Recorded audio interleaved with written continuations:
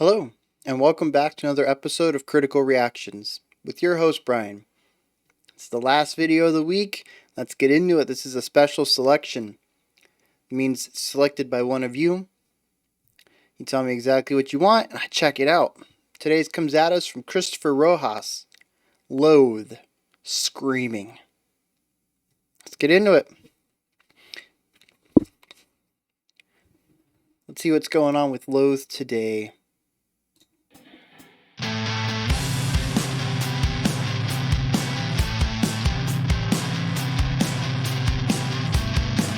So we had a 2-bar pickup.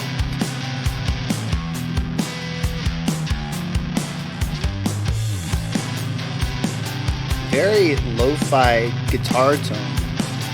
The drums are fairly clean, but the guitar is kind of pushed down in the mix a little bit, just very gritty. Ooh,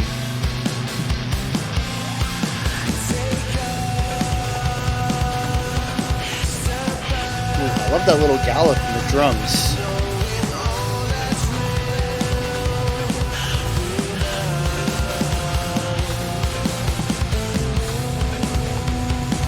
Nice circulatory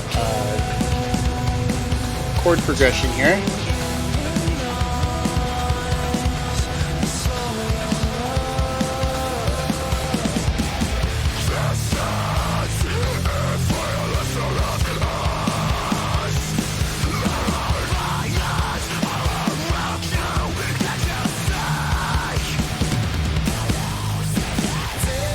Putting some of that real gritty mix on the vocals there too.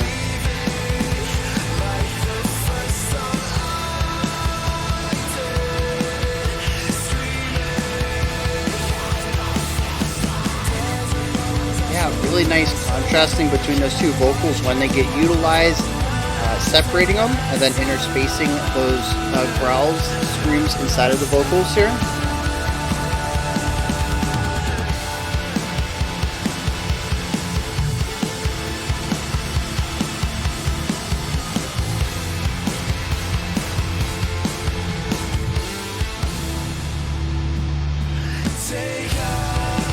Yeah.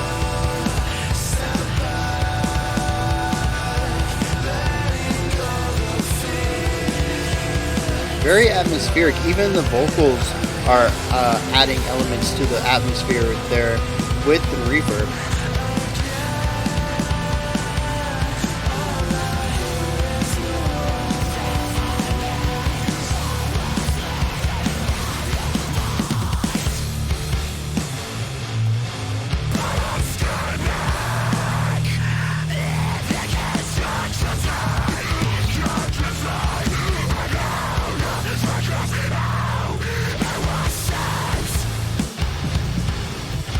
Ooh.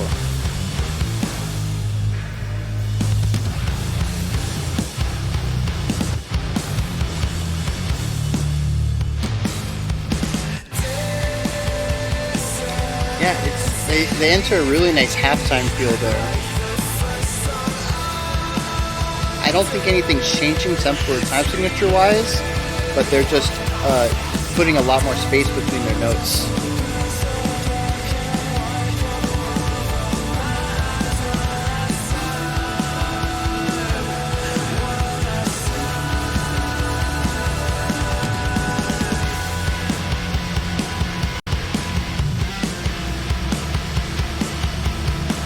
Such a gritty guitar tone.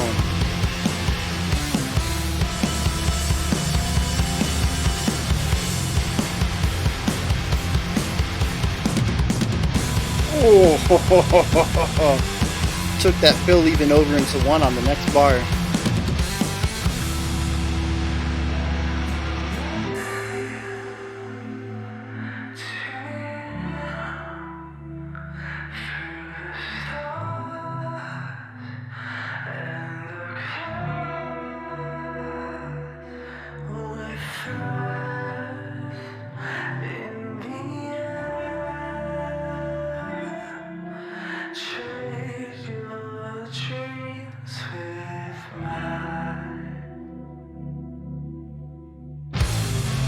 Yeah, I felt that. I did not think this though.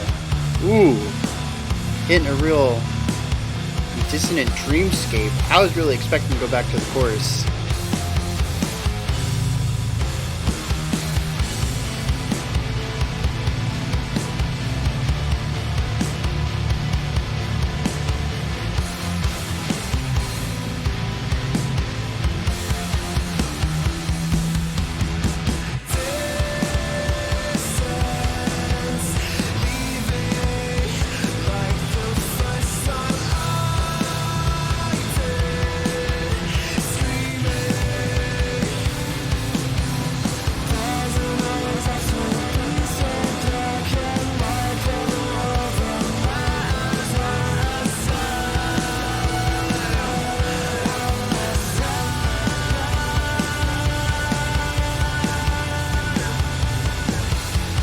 There is almost like a dreamlike element to all of this, even with the overlapping voices.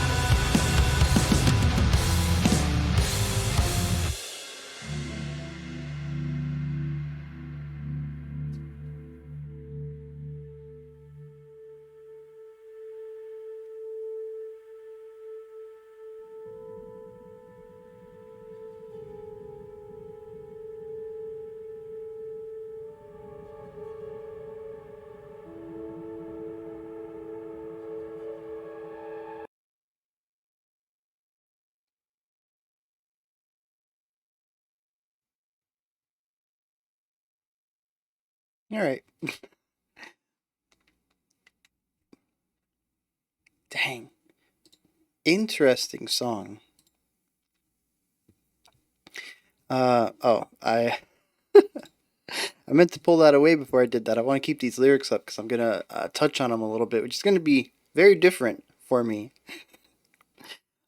Musically, the song fits within a single box, and that is sort of a hellscape, a very nightmarish dreamscape with sort of elements of happiness. The chorus is a bit more upbeat than the rest of the song, but it still has a lot of tension and dreamlike qualities to it. I know doubling up a vocal track or having them overlay a little bit is pretty typical stuff for music writing. Well, let me say that pretty typical for modern lyric writing. Maybe your phrase bleeds over into bar beat one of the next bar, but you also want to start your next sentence there, and you get a little bit of overlap. Um, and that's just pretty standard. I don't think normally I would have any attention drawn to that, but being that the song is very dreamlike, the vocal mix and engineering is very dreamlike, has lots of reverb on it. It almost feels like multiple voices being sung at the same time as an effect of the dream, wherever this character is. It seems to be more environmental, so to speak. It fits within the lyrical narrative just as well as it being just an auditory tool, a way to write the music. And it all creates this uh, sort of tense, but not overbearingly negative dreamscape. However, there are two moments when it doesn't, and they enter into more of a nightmare realm. And that's the first harsh vocal section, maybe the only harsh vocal section. That is just purely harsh vocal. It comes right after the first verse. And then, of course, the breakdown enters more of this really heavy, sludgy, distressing dream-like element. We still have a lot of that wide reverb and sort of the lo-fi elements in the guitars that gives it more of this dream-like element. But it's heavier, it's darker, it's grittier.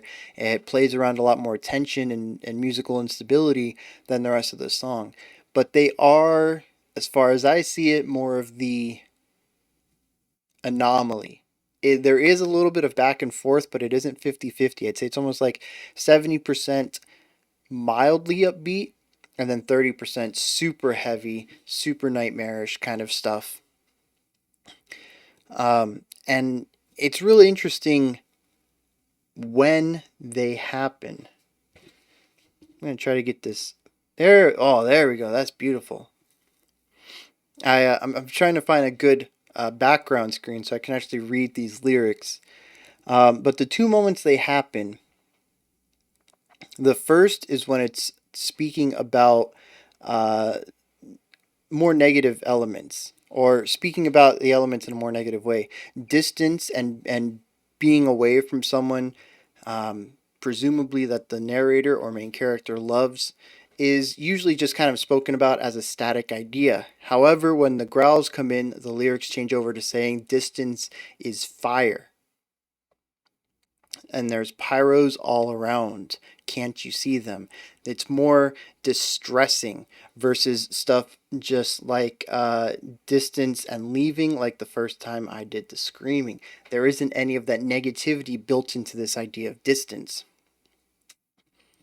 And I think it's very interesting that that is the line that they decide to utilize the harsh vocals for when they're actually looking at some of the negativity of the situation rather than viewing it as a fact of life, so to speak.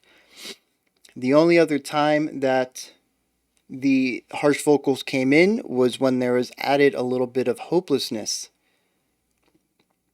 Uh, he says, take a step back, letting go of the fear. Tonight I'm alone again, and all I hear is noise. That was clean. And then the harsh comes in and says, deafening, hopelessly, I have no voice. I'm screaming but living in tragedy. So that is, I've mentioned before how I don't mind harsh vocals as long as they work thematically. And that is not a blanket term, it's very subjective. But these are the times when I tend to enjoy them. Even if I don't like the implementation of the harsh vocal as much, I find this type of screaming to be palatable, but I have a lot of time acclimating to it. But even if I didn't, the fact that it's utilized to express harsher elements or maybe an underlying realization of the situation that continues to get repressed by the clean vocals trying to be a little bit more positive about the issues at hand. I really dig that. I think that's beautiful. It's artistic. It lends itself to theme. I've mentioned before that I think harsh vocals are great for relaying emotion, and typically, especially when you get into stuff like growls, it. I think there's this idea, especially people from outside of metal, that growls typically mean anger or aggression. And yes, in typical speech, that is usually when people begin to growl, when they are angry or upset, or stressed out, and they can't keep that anger down. They're losing the self-control, and that is when you get into people getting into screaming, or people, growling, getting more guttural with their speech. But that's not the only time, or that's not the only emotion that I think those styles can portray. And I think right here is an excellent example of that. The screaming is not aggression, it's actually sort of removing the mask, and maybe a bit of an underlying persona, or an underlying, that part of your mind that tells you the reality and you kind of push it down because you think you can change it, or that being more positive is going to result in a more positive outcome, that there's a reason to look at things on the bright side rather than allowing the negativity to bleed through. But that's exactly what what the growling is here. It's the negativity of the situation. And I think that is a beautiful, beautiful way to use the harsh vocals. Um, the music, man, the music. There's so many elements in here. It's a completely textural song. There's very little melody going on outside of the clean vocals, and they do some interesting things. We're going to touch on that in a little bit, especially with syllable usage. But Musically, it's really about the textures. So I think what I really want to talk about, rather than some of the chord progression and notes selected, is the tones that are utilized. The drums are fairly clear, and I don't really have anything to say about them. I'm not sure why. It's very interesting to mix sort of a lo-fi and hi-fi aesthetic in the mix, but it works. I don't know why it works, but I'm going to tell you it does work. The guitars are very clean. They're kind of forward and center.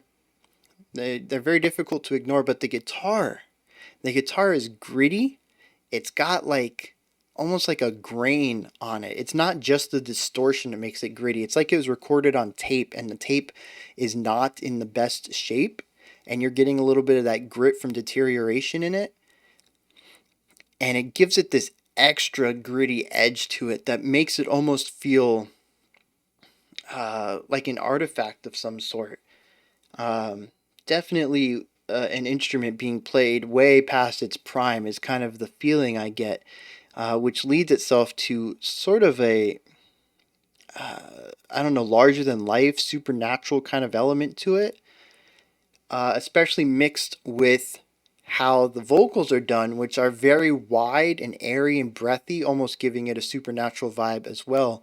A lot of the song, I really felt like the narrator, or well, the main character, I would say, in the story, is on a different plane of existence. Possibly they committed suicide, or they were killed, or they were dragged into another portal or whatever, and they have this distance between them and their lover, or and that the distortion of their voice, the slight warble to it, the width, sort of an echoey element, is because of the change of the voice across these dimensions, across these planes of existence. And all of this mixed together gave me this idea of trying to get back to your loved ones after passing away.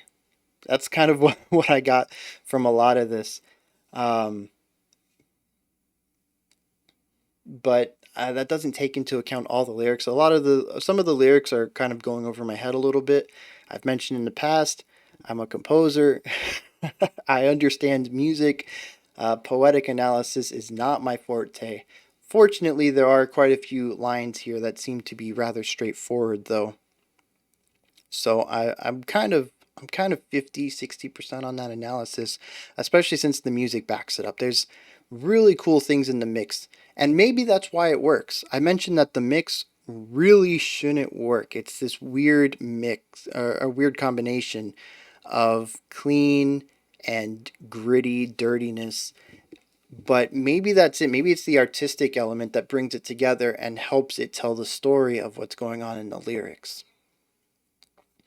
The chord progression is nice. There's two of them, I think, one for the verse and one for the chorus, but they're both cyclical. The resolution is not extremely strong, and it sort of acts as a secondary leading tone into the root, which is the first bar. And so you never really get any full resolution at all. It just keeps going in a circle. Even when we shift to the chorus from the verse, the move from the fourth chord at the end of the verse into the first chord at the beginning of the chorus, it isn't a really strong directional one. It sort of just exists, and it's done that way by force of will, in a sense. The only reason we're changing the chords is because we're in a new section, so the people playing move to a new chord loop.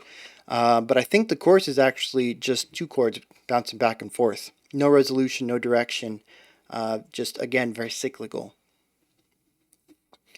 And part of me wants to read into that with the supernatural speaking across planes vibe, but it's also just very standard rock writing. So I don't know if it's just trappings of the genre or if they're subverting genre tropes by implementing them well into the story.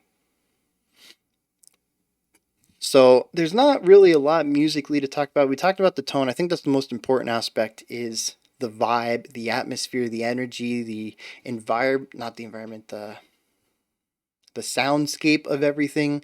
And it is. It's positively haunting. No, that is a terrible description of it.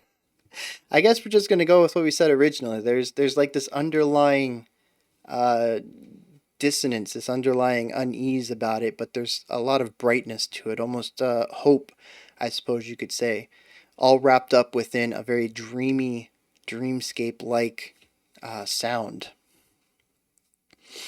So, yeah, very interesting stuff. I have we done Loathe before? The name sounds familiar. The music kind of sounds familiar. I need to spell it right, don't I? We did. Is it really you?